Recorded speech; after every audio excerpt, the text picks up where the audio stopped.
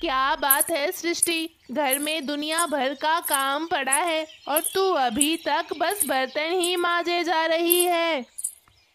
हाँ हाँ, तोड़ दे सब तोड़ दे तू। हाँ हाँ, एक भी काम ढंग से नहीं कर सकती है तू तो। अरे क्या हो गया?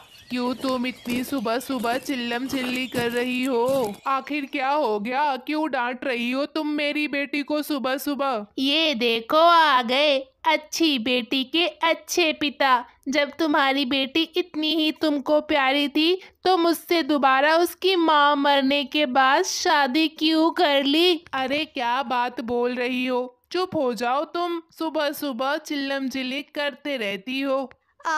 सुबेरे सुबेरे आप इतना क्यों चिल्ला रही हैं माँ? मुझे शांति से सोने भी नहीं देती हैं। देखिए ना, मेरा सर बहुत जोर से दुख रहा है। देखो देखो, ये देखो, मैं तुम्हारी इस बेटी के पीछे चिल्ला रही हूँ। इसकी वजह से मेरी लाडो बेटी की नींद भी पूरी नहीं हो पा रही है। हाँ, तो घर पे इतना चिल्लम चिल्लम होगा तो कोई सो पाएगा क्या? अब आप लोग ये चिल्लम चिल्ली करना बंद करो, मुझे जाके सोना है। ठीक कह रही हो बेटी तुम। अब सोना मत बेटा, जाके अपना हाथ मुंह अच्छे से धो लो। मैं तुम्हारी बहन से कह के तुम्हारे लिए तुम्हारा पसंद का नाश्ता बनवाती हूँ। ओए लड़की, जा जल्दी से जाके पूड़ी और आलू की सब्जी बना और मेरी बेटी को दे कर आ। वो ज्यादा देर तक खाली पेट नहीं रह सकती है। चलो। फिर सृष्टि खाना ले जाकर बुलबुल को दे देती है। अगले दिन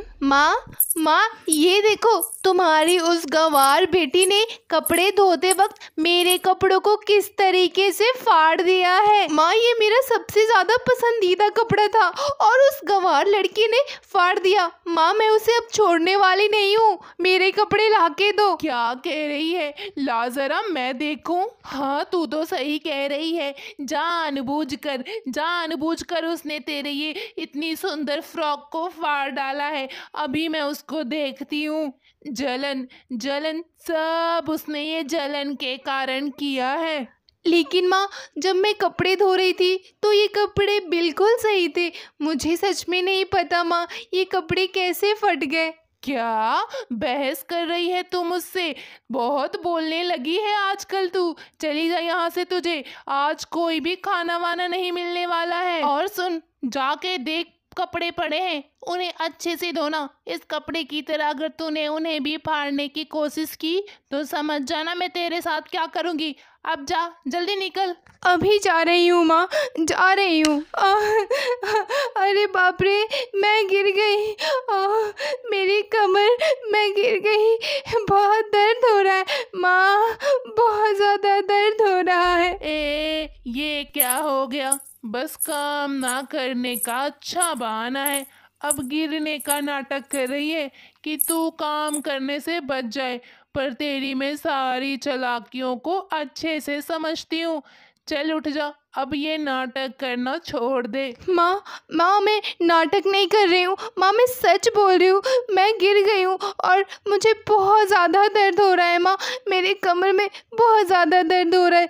अब तो मुझसे अच्छे से उठा भी नहीं जा रहा है माँ, मुझे बहुत ज़्यादा दर्द हो रहा है। ये बात कहकर माला घर के अंदर चली जाती है और बेचारी सृष्टि वहीं दर्द से तड़पते रह जाती है। शाम को जब सृष्टि के पिता घर आते हैं तो माला उनसे कहती है, अजी सुनते हो, तुम्हारी ये बेटी रोज रोज नए नए नाटक करते रहती है काम से बचने के लिए। कभी बेहोश होने का, कभी गिरने का, कभी फिसलने का। तुम एक बात अच्छे से सुन लो, इस घर में या तो मैं और मेरी बेटी रहेंगे या तुम्हारी वो नालायक बेटी रहेगी। अरे माला, ये तुम कैसी बातें कर रही हो? बेचारी वो एक तो गिर गई और तुम्हें उसके लिए थोड़ा सा भी हमदर्द नहीं है। बताओ, अभी वो छोटी है, थोड़ी बड़ी हो जाएगी तो वो थोड़ी समझदार हो जाएगी। तुम ऐसी बातें ना करो। अरे वाह वाह वाह वाह, लाडली बेटी के प्यारे पिताजी, तुम कान खोल के अच्छे से सुन लो। तुम्हारी वो बेटी रहेगी या हम माँ बेटी रहेंगे, नहीं तो तुम मुझे आज ही मेरे मायके छोड़ के आओ। बस तुम्हारी बेटी के काम ना करने के ये सारे बहाने होते हैं, मैं अच्छे से सब समझती हूँ। ये सब सृष्टि बाहर खड़ी होकर सब सुन रही थी और अपने आप से कहती है, मैं कितनी अभागी हूँ कि मेरी वजह से घर में हर दिन लड़ाई होती रहती है। मैं कितनी अशांत हूँ, मुझे यहाँ से चले जाना चाहिए।